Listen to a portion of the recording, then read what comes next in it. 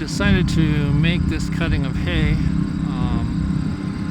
A couple reasons. One is good hay, and it's that much less to buy. And number two, by getting the hay off of it, it'll be easier to use a no-till planter and plant the grass seed in it that we want to establish for pasture next year.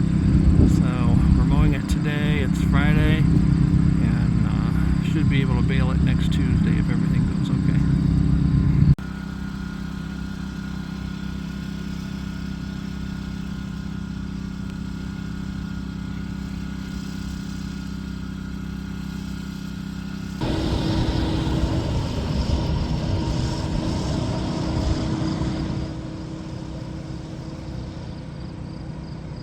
This is the upper small patch of the hay field that he mowed today, and then mowed all this down here.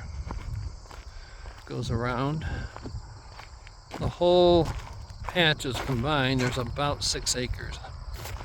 So it goes down there, and then we'll show you on the other side of the barn. This is a section that is west of the driveway. There's a drive coming in west of the barn. My guess is there's probably a little over 2, maybe 3 acres there. I'm not really good at estimating, but like I said, this whole patch is 6 acres. And then this is the rest of that field there that wrapped around. It comes up here. This field was the triticale field. Last fall,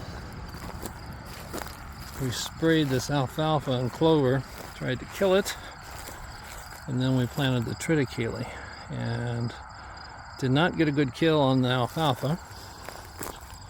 So this spring we mowed the triticale and the alfalfa, and then it came, we mowed it twice actually.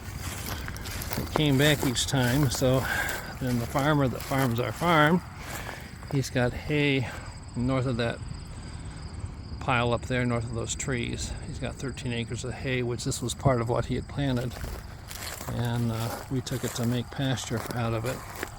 So anyway, when he made a second cut hay over there, he went ahead and harvested the triticale and the alfalfa here. So this technically is about third cut alfalfa. And you can see it's not real dense, which is fine. They're wanting us to spray this off again next year and kill it, and then this summer we're gonna plant some ryegrass and some festulolium, I think it's called, and some oats. And that the festulolium and the ryegrass will come up over winter and will be part of the grass next summer. And then what they want us to do is kill everything off and then plant a pasture mix. And part of that pasture mix is alfalfa and clover. Well, I hate to kill this off. It's not thick enough for a good hay crop. And I think if we get a good grass mix in here, it'll be about right for what we want for pasture. So we're in the NRCS program, and I think they have to approve our plan, but I'm going to try to talk them into it because I can't see destroying this crop. It's a good crop, and we just add to it, and then we'll have a good pasture, and it's more pasture than what we need, so we can make hay off of it again next year too. So that's our plan, but it's kind of looking like a farm now. We got a hay field down. This is the second day since we mowed the hay. It's a really hot, humid day today. It's probably heat index of 95, so it won't dry out a lot. You can see it's crispy here, but you turn it over and it's a little drier there, so, but it just takes a long time for this to dry out, the underneath side. See, that's still pretty moist there. So my guess is I'll probably mow this tomorrow, or rake this tomorrow. And I don't know what size rake Ryan has. Most guys have one that combines either 4 rows or 3 rows into one. But they'll rake it up. That gets it off the ground and rolls the downside up so the air can get to it. and then leave it another day. And he had told me on Friday or Saturday they mowed. Yep. On Saturday when they mowed, that he would probably bale on Tuesday, which would be 4 days later. So anyway, we'll keep you updated. Thursday, August the 24th, they're raking the hay and then they're going to bale it today, it looks like.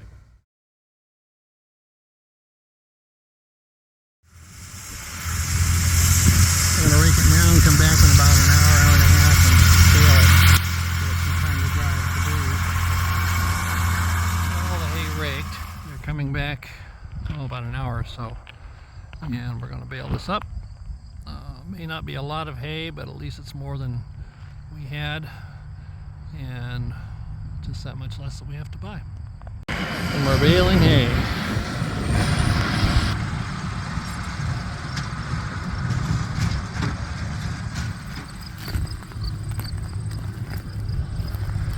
One bale.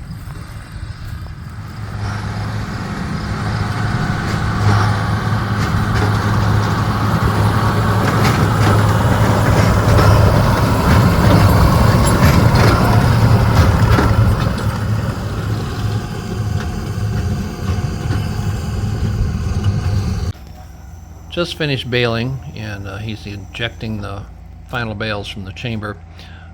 This field was sprayed last year with the anticipation of seeding it to permanent pasture.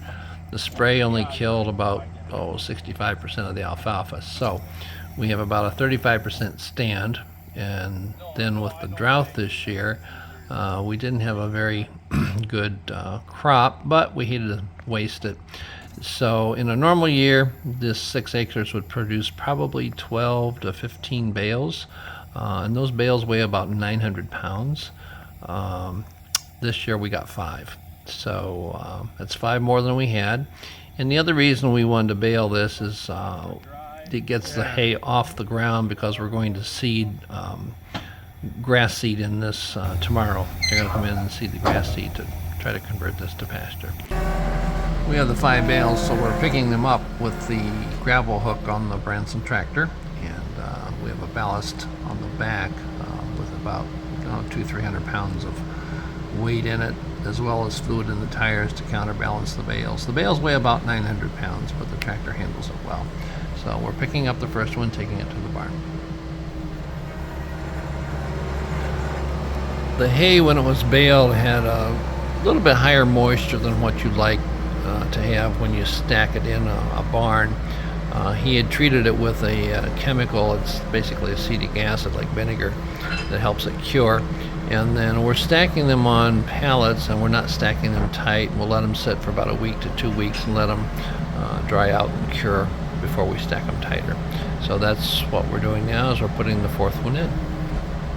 We ended up with 5 bales of hay, 6 acres. They usually figure about 2,000 pounds per acre. These bales are probably 900 pounds.